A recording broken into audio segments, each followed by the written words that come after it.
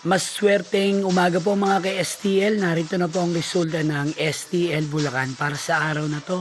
First draw January 12, 2026, araw ng Lunes. Naway ang mga natayaan nyo pong mga numero kanina ay manalo nawa ngayong umagang ito, 11 AM. Kaya kunin nyo na po ang inyong mga ticket. Narito na po ang resulta.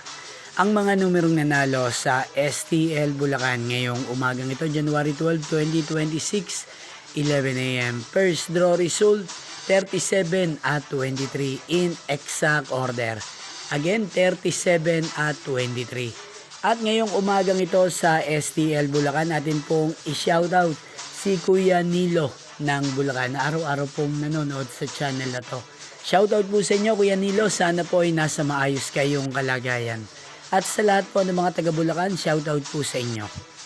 Hindi pong napanood ang resulta ng STL Bulacan. Magkita-kita pong muli tayo mamayang 4 PM. Thank you for watching.